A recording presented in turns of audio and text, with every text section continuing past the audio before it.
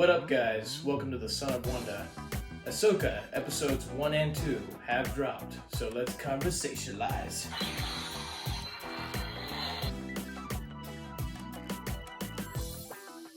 Alright, guys, Ahsoka has finally arrived. The live-action Star Wars TV series, I'm not gonna lie, as messed up as a lot of the Star Wars stuff has been as of late, I was pretty pumped for this one. At the same time, though, I was also really skeptical, just because I saw a couple things in the trailers that I wasn't crazy about, like ideas I wasn't crazy about, and just in general, the state of Star Wars as a whole in the past few years didn't really help increase my excitement, but kind of dwindled it in a certain way. But at the same time, me and my family are huge Star Wars Rebels fans. We absolutely love Star Wars Rebels.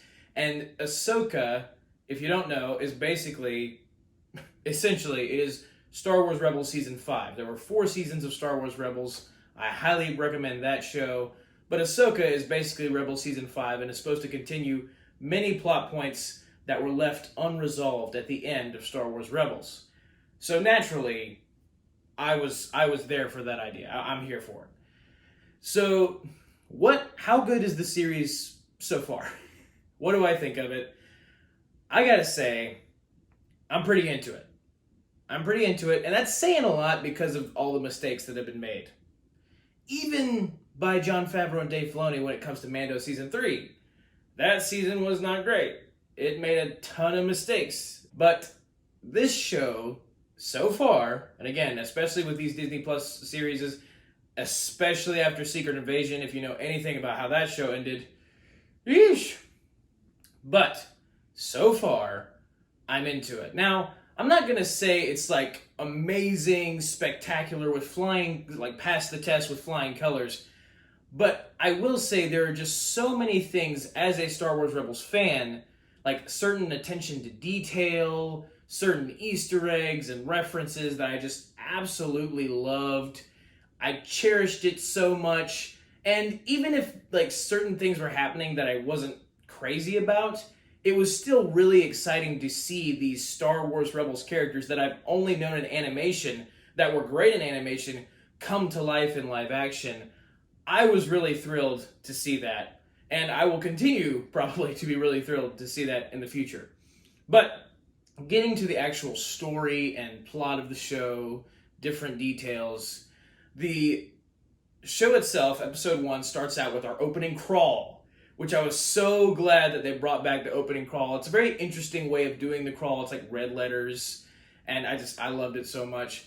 But it explained kind of the state of the galaxy kind of at the beginning of this show in terms of like the threat of Thrawn and what Ahsoka has been doing and where she is now or what she's doing now. But we start out with our dark side force-wielding bad guys, Baylan Skoll and Shin Hati. They absolutely kick butt. The first thing they do is free Morgan Elsbeth. She was the bad guy in episode 5 of Mandalorian Season 2.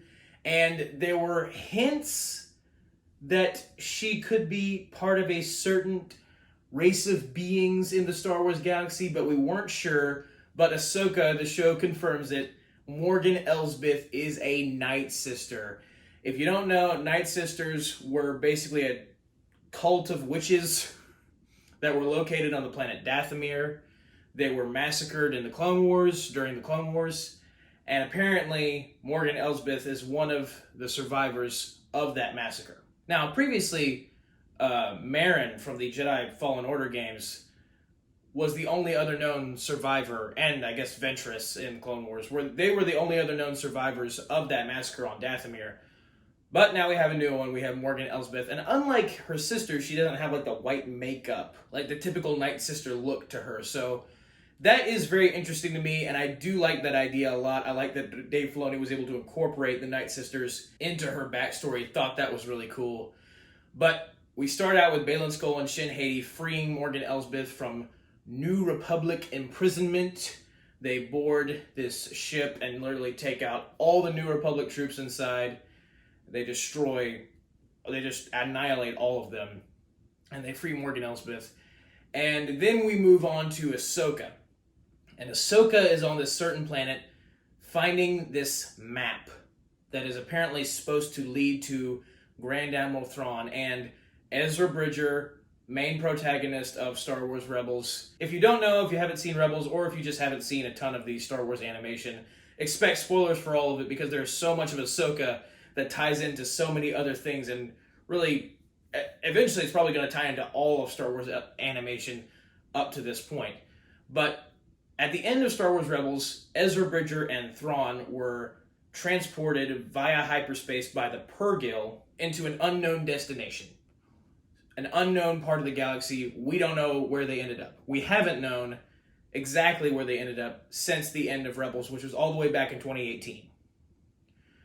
Dave Filoni had previously said that they ended up in the unknown regions, and the idea of the unknown regions was brought from Legends into canon. It's basically this part of the Star Wars galaxy that, to the rest of the Star Wars galaxy, the known Star Wars galaxy, not many people know what is inside the unknown regions, hence the name. So, Dave Filoni had said Ezra and Thrawn were transported there. And apparently Ahsoka is after this map that could lead to Thrawn, as well as possibly Ezra. But she's not sure. And so she retrieves this orb that is basically a map that might be able to tell her where they are, where Ezra and Thrawn are. And she has her first fight with these assassin droids, and she does some really cool moves. She cuts the floor underneath them, cuts circles in the floor underneath them to where they fall in the pit under the floor. It's really cool. Then takes the map to her ship, and apparently she already has or is partnered with Huyang, the lightsaber smith droid featured in the Clone Wars, returning in Ahsoka. He was in the trailers, voiced by David Tennant. He's done several other voices. He does Scrooge McDuck in the newer DuckTales show that came on Disney XD.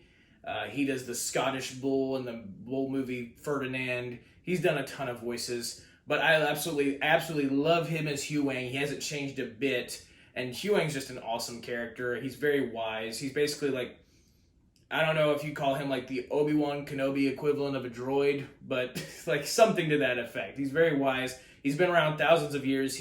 His job was basically helping all the Jedi younglings, back when the Jedi were in their prime and there were 10,000 of them, helping all the Jedi younglings build their lightsabers. And it's just such a cool idea for a character, and I'm so glad they brought him back. And it's interesting to me that he already had teamed up with Ahsoka, because there's this very large time span where you don't really know exactly what Ahsoka was doing, because she's saved by Ezra in the whole world between worlds situation in Star Wars Rebels.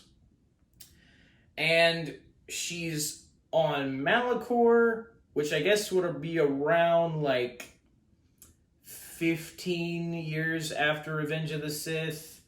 And then from there to I guess up till The Mandalorian, we don't really know what she was doing.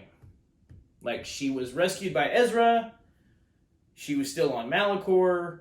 Don't really know all the details in that time span.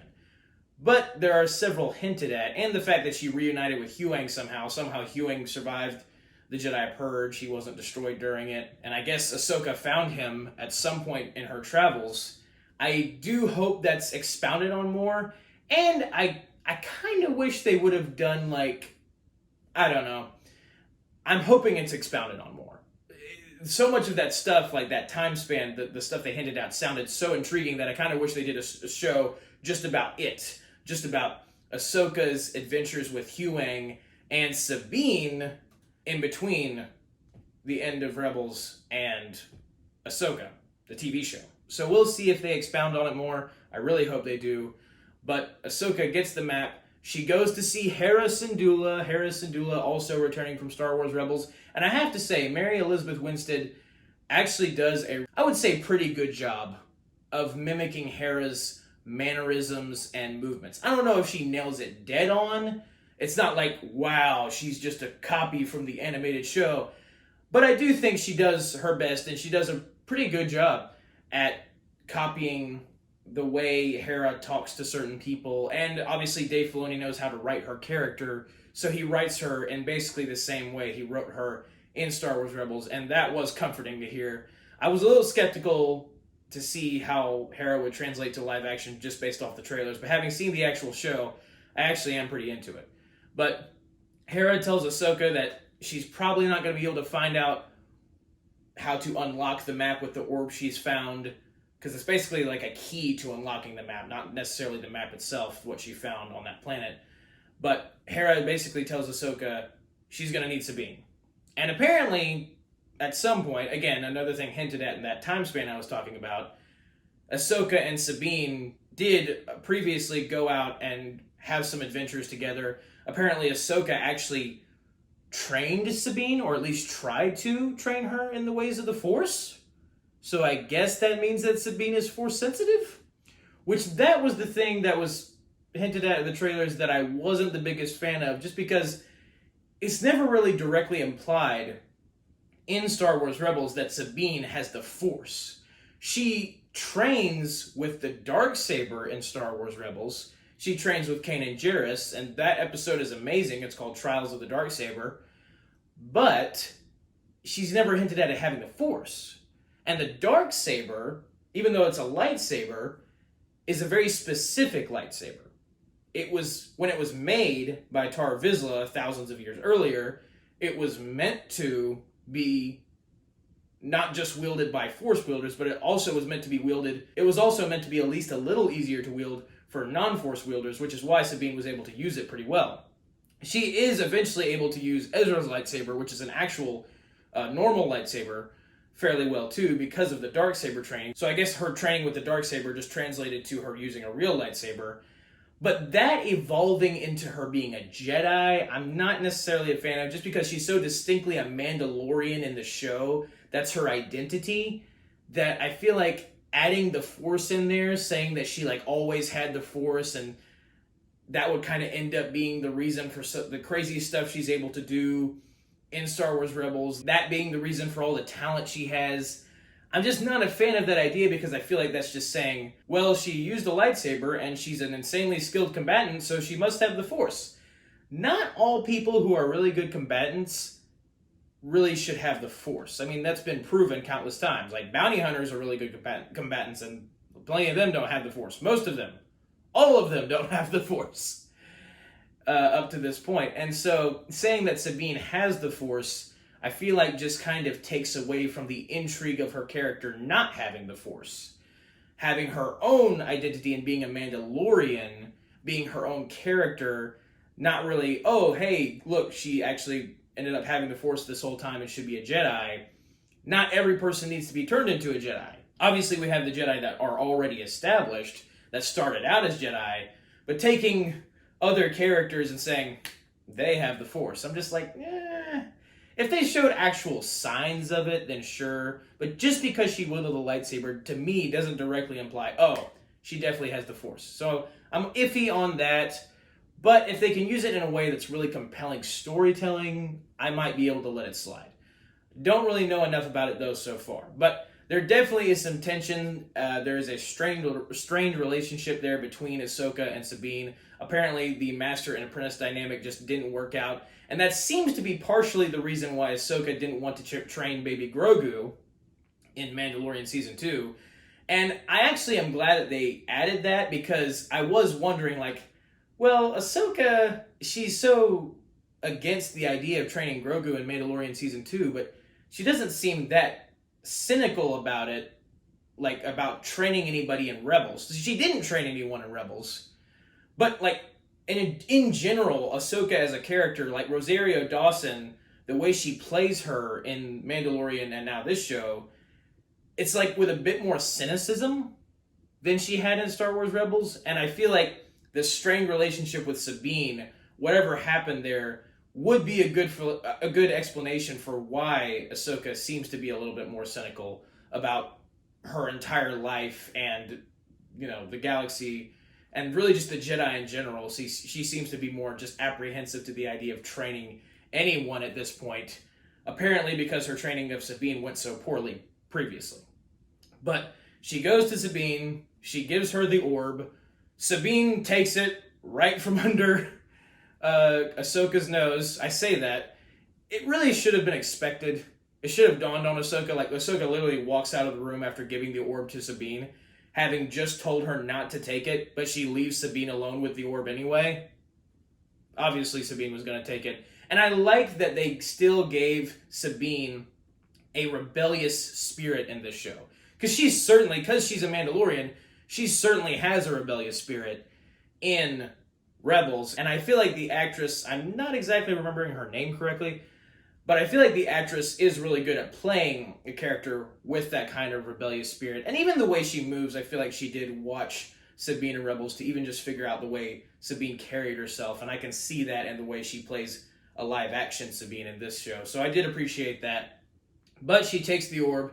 She does eventually figure out how to unlock the orb, how to unlock the map inside the orb, figure out the mysteries of the key. But then she is attacked by Shin Hati, the apprentice of Baylan Skoll, and Shin Hati's droids. And Baylan Skoll and Shin Hati, Baylan Skoll is played by Ray Stevenson, who unfortunately passed away earlier this year, not too long ago, actually. And I will say, at the end of the first episode, there is this message that says, "For our friend Ray," as like an homage to Ray Stevenson, because he passed. But at the same time, I feel like since that actor died, I feel like he died and like people were like, "Oh, that's sad," and then everybody forgot about it. Like I usually with celebrity deaths, there's some kind of big. It's a big deal, you know, when a celebrity dies that you've known for a while. And I mean, he's not really played like the lead in a ton of stuff, or like that people would remember, but he has been around a long time, and he's like been a great side character in everything that he's been in. And so I feel like his death just didn't get the, I don't know, I guess the attention that it should have warranted. And so I do appreciate that they put the blurb at the end of it, but it does feel a little bit like there should be more feeling there than other than just "for our friend Ray." I don't know. That's just me. Let me know your guys' thoughts about all that. But Ray Stevenson plays Baylan Skoll, and this guy, Ray Stevenson, is great at his job because he makes a perfect Darksaber. He's not really a Sith. That's pretty obvious, just because they establish pretty much right out of the gate that they're former Jedi, which obviously, I mean, that makes sense. Anybody could have called that. Even if we didn't already have that information before the show came out, we would have known. They're always former Jedi. Almost every Darksaber bad guy was a former Jedi at some point in their lives. But Baylan Skoll specifically was a former Jedi. Huyang recognizes Baylan's lightsaber because the lightsaber is very specific, and Huyang, since he was a lightsaber smith, keeps like a database of all the lightsabers made by different younglings over the years. Such a cool idea. Obviously, I love lightsabers, so I love that idea. I love how Huyang and Ahsoka basically use Huyang's knowledge of lightsabers to kind of be detectives and figure out who Baylan Skoll at least is. They never really figure out who Shin Hati is because Huyang doesn't recognize her lightsaber, but he recognizes Baylan's, and that's how they determine his name is Baylan Skoll. But you don't really get much information other than that. Much more information other than that. You don't really get like a big like, oh, here's his backstory right out of the gate. And that's something that I really want them to devote time to, is fleshing out Baylan Skoll's backstory as well as Shin Hati's backstory, because Baylan Skoll seems to have this like ulterior motive. He says that they were paid to break Morgan Elsbeth out of New Republic prison, but clearly there's more to it than that. Like, it seems like Morgan Elsbeth currently is like being the boss of the operations, and she's really trying to get Thrawn back because she apparently was one of Thrawn's closest allies during the Imperial era. And so I feel like there's just something more to Baylan Skoll. Obviously, I feel like we're going to get more information about it, but he doesn't talk much. But even when he doesn't talk, you kind of just see it on his face. Like, he has his own ambitions. Like, even his apprentice, Shin, was talking to him, and she was like, "What does the map mean? Like, what does this mean for us, finding Thrawn?" And Baylan's like, "Well, for some it's going to mean a new beginning. For others it's going to mean a new war. But for us, it's going to mean power beyond our wildest dreams." And what I will say is that I don't want them to make Baylan Skoll just another power-hungry Darksider. I want there to be a little bit more to it than that. And Dave Filoni himself has hinted that there is, mainly because of the fact that Baylan Skoll's lightsaber, as well as Shin Hades, are both not a full red. They're definitely orange. In fact, they looked a little bit more orange in the actual show than I even remember them looking in the trailers. These lightsabers have an orangish hue about them, and most Star Wars fans know that the color of the lightsaber is indicative of the side that the Force wielder is on most of the time.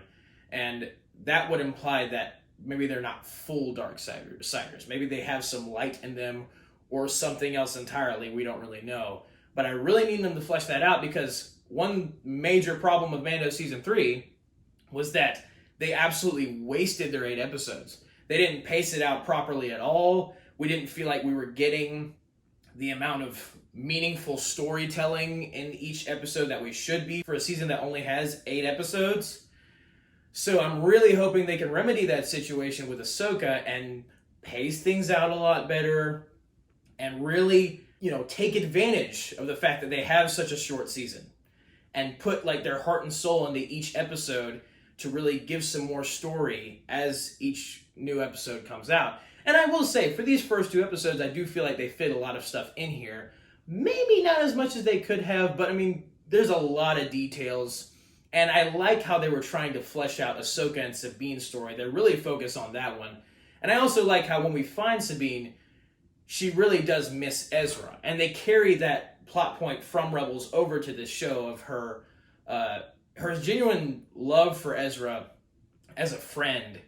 And I feel like there's probably a part of her that feels like maybe she should have done more to ensure he was safe, because he did sacrifice himself at the end of Rebels for his entire crew, for his entire planet, Lothal, which Sabine is still on.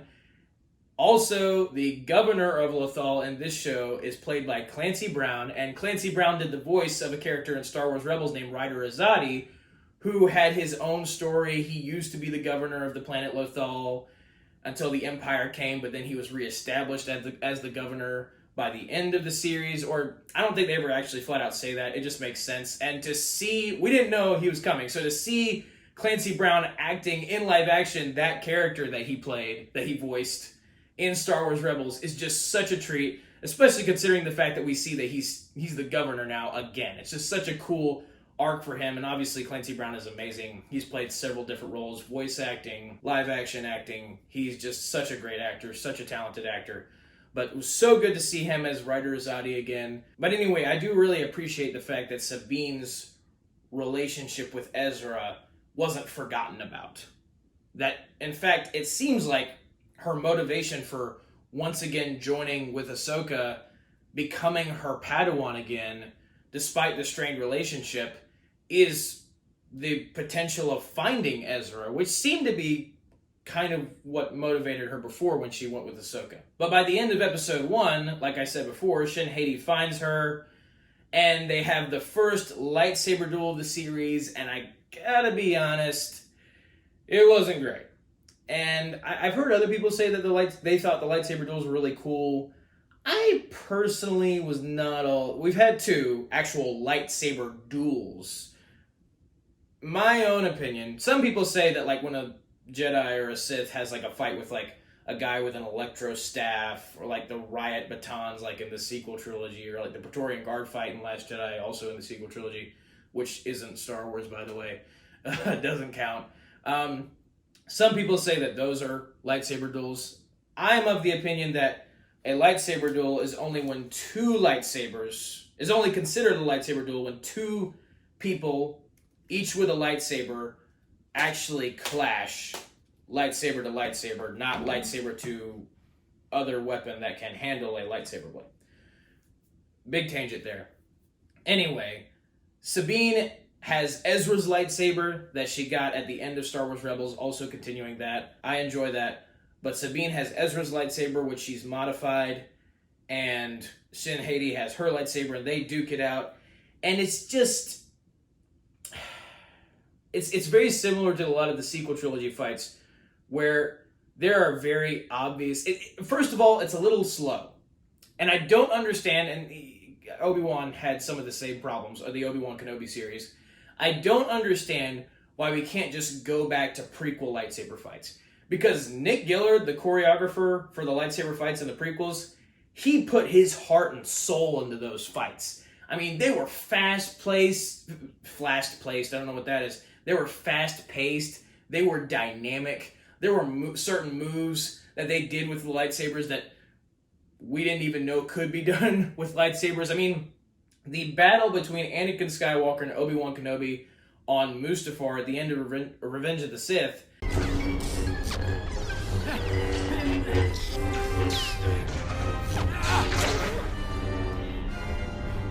is not only regarded as like the best lightsaber duel by much of the Star Wars fandom, it's also regarded as probably one of the best fight scenes of movie history. I mean, that fight is insane. Despite all the criticisms levied against the prequels, that fight is praised by almost everybody. So I don't understand why for a show like Ahsoka that has these characters that we've loved for a very long time, just like Anakin Skywalker and Obi-Wan Kenobi in Revenge of the Sith, characters we love, character dynamics that are interesting, I don't understand why the choreography can't just be as good as those dynamics and the storytelling. But the fight between Sabine and Shin Hati is just really weird because there are obvious moments where, like, Sabine is open, or Shin Hati is open, and, like, say Shin Hati's open and, like, Sabine's lightsaber will be right there, and she doesn't just move it. There's too many spins, and, like, you can do spins in a lightsaber fight well, just like the Mustafar battle in Revenge of the Sith, but you can also do them not well, and when you do them not well, it's just like they're slow. The spins are too slow in this show. Like, when somebody spins, it's pretty obvious that they could just get struck down immediately. It's pretty annoying as you're watching the fights because it's like you're expecting these epic lightsaber duels. And, I mean, they're striking with the lightsabers. Other than that, though, there's not really a ton going on that's like, oh, wow, that was a cool move that just happened. It's just kind of, it's slow, and I don't know if it's choreographed all that great. But that's my opinion. Again, let me know yours.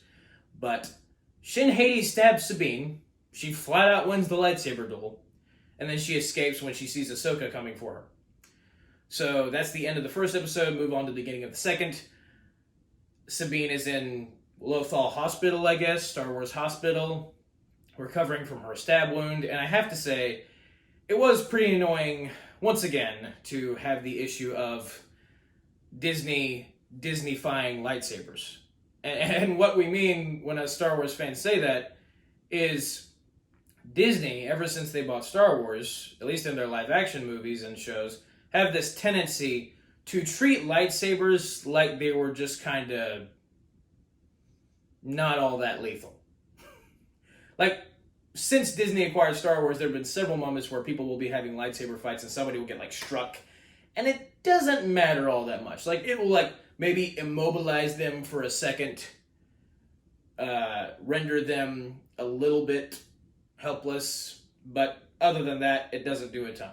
In the prequels, as well as the original trilogy, if you get struck with a lightsaber, you lose a hand, you lose a leg, you lose a head, you lose something. Something is lost. A part of your body is severed. And if you were stabbed, you were dead.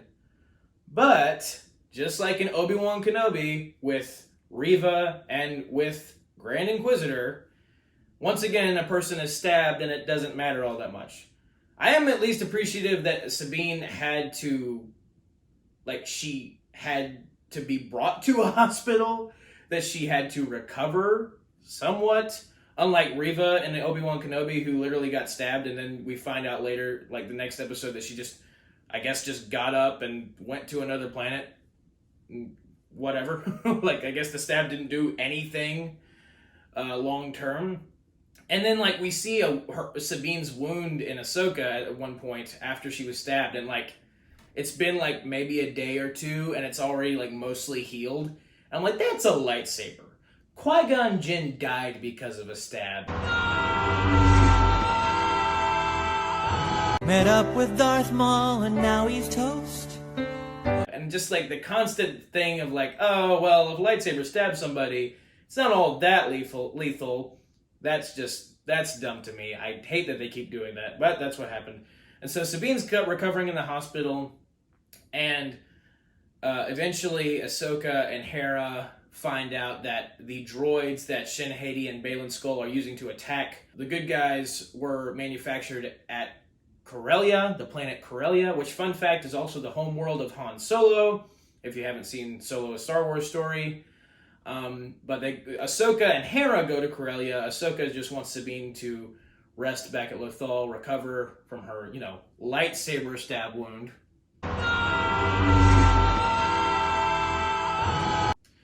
And Ahsoka and Hera go to Corellia, and they find a conspiracy. Apparently, some of the quote-unquote New Republic people, or just people who have been working in the shipyards at Corellia, still work for the Empire. And they touch on that more. They also touched on this in Mandalorian, how plenty of the New Republic employees, people who work for this new government that's been established, at one time worked with the Empire. And, it's said that, it doesn't matter, they're all reformed. Obviously not, because we've had way too many instances where there are still, I guess you could call them Imperial radicals, people who are loyal to the Empire, who still carry out the Empire's bidding, what's left of its bidding, despite the New Republic now being in power. And that's exactly what we see here. It's yet another conspiracy where the Empire is actually still in control of more than it should be. And Ahsoka ends up confronting the Inquisitor in the series, and he was featured heavily in the trailers. Again, the Inquisitor, I think he's got a cool look to him. He doesn't say anything, which I actually kind of like it when certain characters don't talk at all, because it only emphasizes their menace. So his menace is emphasized by the fact that he doesn't talk. At the same time, he ain't no Darth Maul.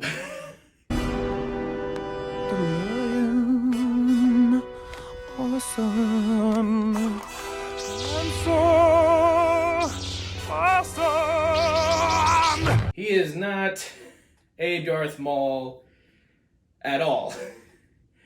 And again, this is the second lightsaber fight in the show, and Ahsoka, dual sabers, these sabers, fights this Inquisitor, who is apparently, his name is Marok, something like that. Baylan Skoll says his name a couple times, Marok. And here's what I find interesting. The Inquisitor doesn't talk. There's a certain way that he walks that I find familiar, and his name is Marok.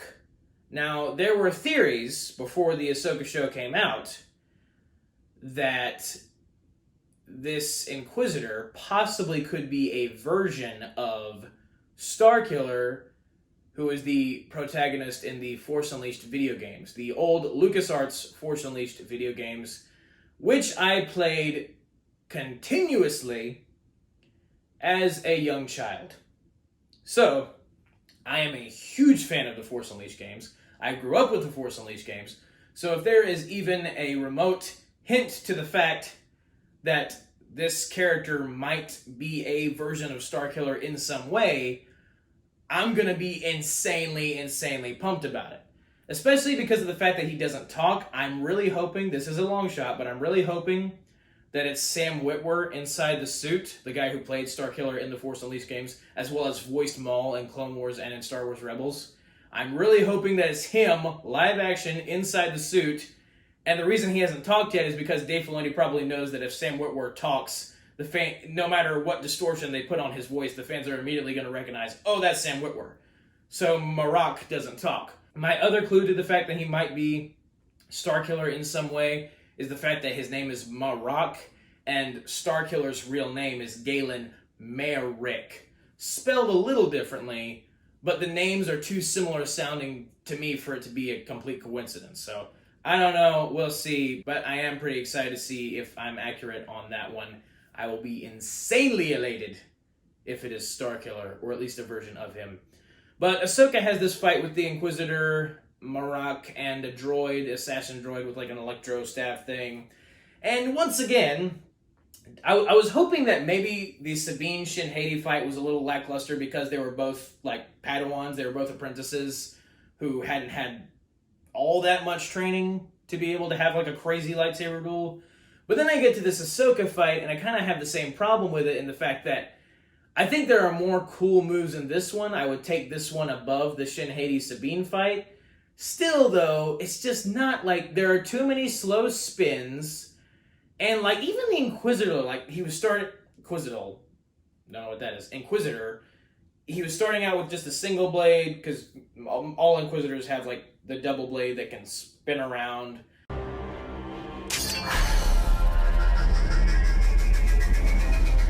Does yours do that? Come on, let's go.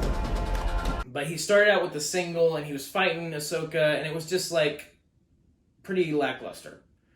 Like, she would strike him, and he would fumble back a bit, but he just looked kind of clumsy.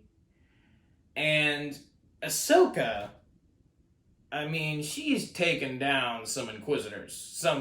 Granted, I would say most of the Inquisitors are kind of pathetic. At least in my viewpoint, not a ton of them are all that powerful. They're not great at their jobs. But the fact, like, Ahsoka, spoilers for Tales of the Jedi, but in Tales of the Jedi, the animated short story, little mini-series that came out last year that I absolutely loved, also created by Dave Filoni, Ahsoka takes out this insanely awesome-looking Inquisitor without a lightsaber. She just takes his lightsaber and cuts his head off with it. There you go. So it's weird to me that this clumsy Inquisitor, she could, have a fight with him and not just destroy him immediately with 2 lightsabers.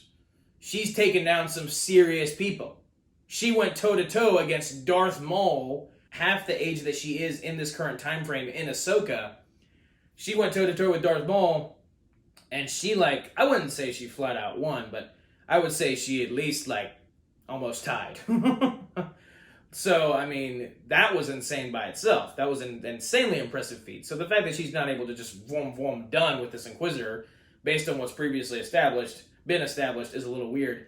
And so you'd figure that would mean he's more powerful, but the way he's fighting, again, he's just spin around, duh, duh, duh, duh. The way you're fighting, you wouldn't have lasted long. I love lightsabers, I love lightsaber fighting, and I don't want to be cocky and say that I could choreograph a better fight, but I feel like I might be able to. I certainly know people who are able to. And it's just, it felt like, spin, even though Ahsoka could just chop him in half at a certain point. To the fight's credit, there was one move that I thought was cool, where Ahsoka kind of used, the assassin droid as kind of a shield for a brief moment, while she was fighting the Inquisitor. So that was pretty neat. And the Inquisitor spins his lightsaber, throws it at Ahsoka. That happened a lot in Star Wars Rebels. He runs away to the ship so he can escape with Shin-Hati. And he forces the lightsaber back to him, tries to hit Ahsoka, and Ahsoka just maintaining eye contact with him as he's leaving in the ship, just dodges where the lightsaber gets forced back to him, and he pulls it to him. I thought that was really neat. That was a really cool moment.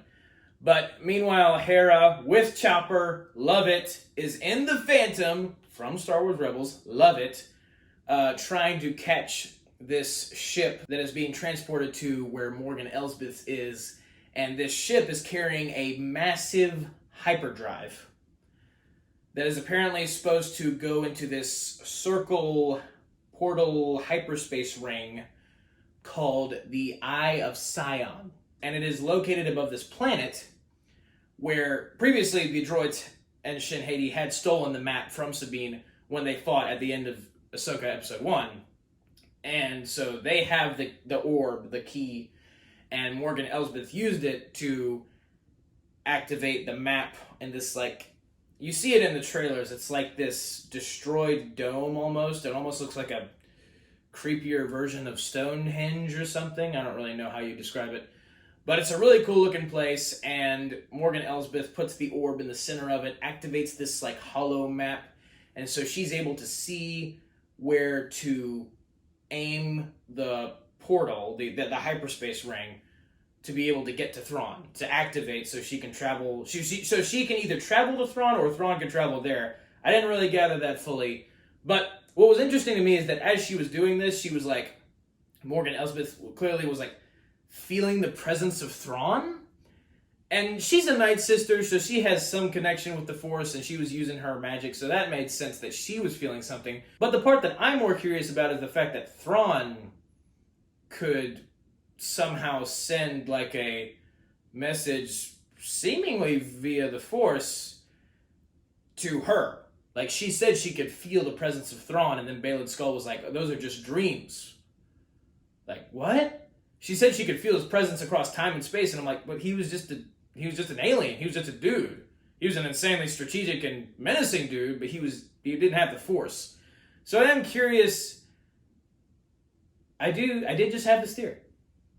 It is possible that because Ezra was trapped in the Star Destroyer with Thrawn and a bunch of other Imperials, when the Purrgil, the space whales, at the end of Star Wars Rebels, hyperspaced them off into no man's land or wherever they ended up, I did just have this theory that it's possible that Thrawn has been using Ezra as basically a Force power source to send messages to Morgan Elsbeth, because he knows that Morgan Elsbeth is a Night Sister and she has a connection to the Force. I just thought of that. I don't know if it's true, but I think it'd be pretty nuts if that were the case. But anyway, a hyperdrive gets to her, and the hyperspace ring is called the Eye of Sion. And the only other time in Star Wars that I've heard the name Sion is Darth Sion's name. And if you don't know, Darth Sion was featured in the sequel to the video game Knights of the Old Republic. He's a Sith Lord, hence the Darth title, and he was part of a group called the Sith Triumvirate. I don't know if I'm pronouncing Triumvirate correctly, but it was led by a Sith Lord named Darth Traya. It also included Darth Nihilus. It was Darth Nihilus, Darth Sion, and Darth Traya, and they were responsible for another great Jedi purge that happened thousands of years before Revenge of the Sith, when that Jedi purge happened. So, whole mythology there. It's all in Legends though, so none of it's actually canon, Disney canon now. But the fact that she calls it the Eye of Sion, to me, indicates that might be a hint to Darth Sion. His whole thing was he had a destroyed body, but he was holding it together by just using the sheer power of the dark side and his anger. And his eye was like a scarred eye, very similar to Commander Wolf, featured in the clone Commander Wolf featured in Clone Wars and Rebels. Very similar scar to his. So I feel like that Eye of Sion thing is not for no reason. But anyway, the hyperdrive does get to her, but before that, Hera and Chopper are able to put a tracking device on the ship before it hyperspaces away. And this whole chase scene between Hera and Chopper, them being in the Phantom chasing the ship, I loved it so much because it felt like a scene ripped straight out of Star Wars Rebels. Again, Mary Elizabeth Winstead did a really good job at capturing the way Hera is, specifically her relationship to Chopper. Because Chopper is, of all the droids in Star Wars, he's one of the droids with the most personality. He's got these mechanical arms, so he's able to, emote certain things with them, just like a human would. He's able to, flex his robot muscles when he does something awesome. And they just, obviously, Dave Filoni's doing it just like he did Rebels, same guy, so he's able to just capture that same exact energy that you find in Star Wars Rebels in this moment, the banter between Hera and Chopper as they're trying to figure out how to, where's the tracking device, and I need to get it on the ship. It was just great. Such a great moment. Loved it so much. All of the stuff pertaining to Star Wars Rebels, the hints and details and the emotional tension between the characters, I was into that. I could really dig that. And Sabine on Lothal is kind of just... obviously, there's still tension between Ahsoka and her relationship. We don't really specifically know what happened. We just know that because Sabine is a difficult person to work with because she's rigid, she's a Mandalorian, and because Ahsoka is a kind of, she's become more so rigid of a Jedi because of all her crazy experiences, it just ended up not working out for a master and apprentice relationship. And Sabine feels like Ahsoka doesn't want her around anymore. And Ahsoka's a little hard on her, but she's also not made the best choices, so it's a very interesting dynamic between the two of them. But, Sabine feels unwanted as an apprentice, and she has a talk with Huyang. And apparently, again, Huyang, Sabine, and Ahsoka had all been on adventures together before. At some point between the end of Rebels and this show, they had been on several different adventures. I guess between Rebels and Mandalorian, because Ahsoka's in Mandalorian and she's not with Sabine, obviously. And at this point, Sabine says that it's been several years since she's seen Ahsoka. So that also raises some questions of like, okay, what exactly was going on in that time span? I really want to know. I really need them to flesh that out. But Sabine has a talk with Huyang, and Huyang is pretty honest with her, and I liked that a lot. He was like, I'm going to be honest, you're not that strong with the Force compared to all the other Jedi I've seen. You don't have nearly as much potential in the Force as Ezra did.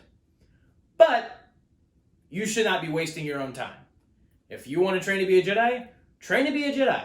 Just stop whining about Ahsoka not wanting you to be her Padawan. That's basically the summary, the Cliff Notes version of what he said to her.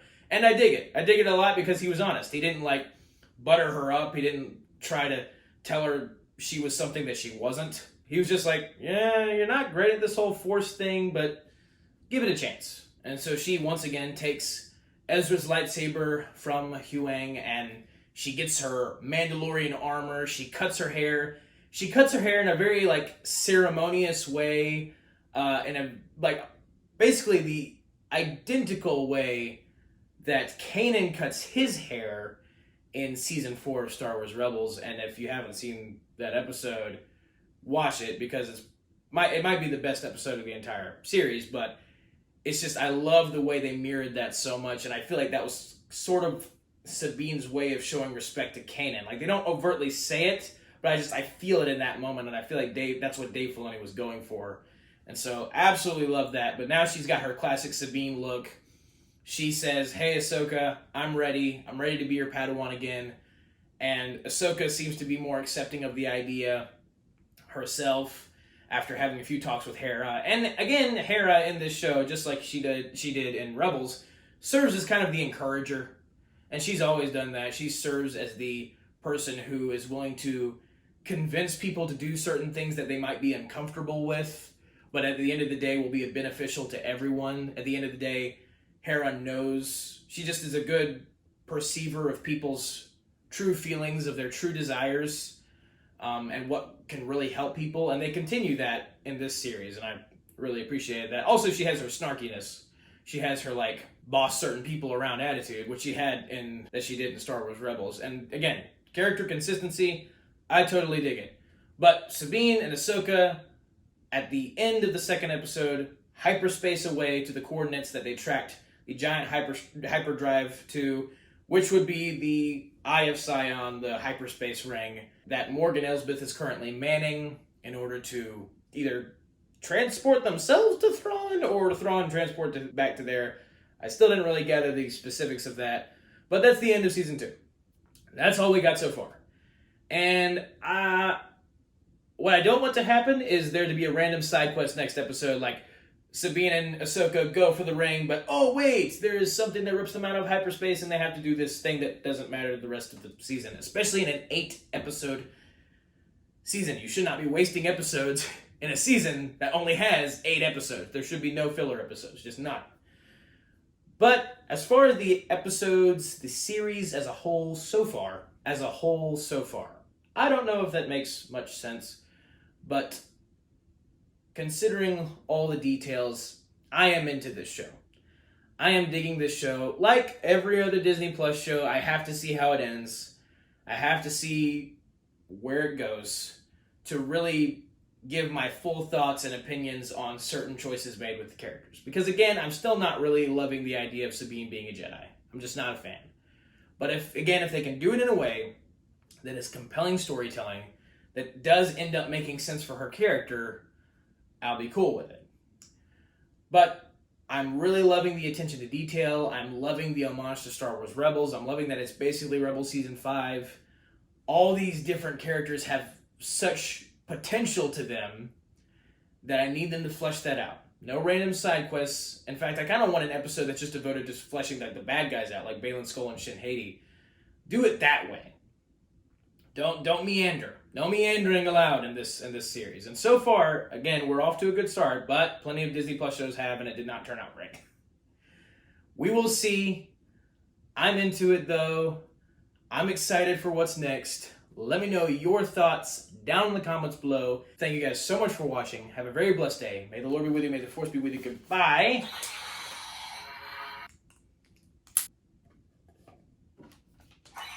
And that's a wrap.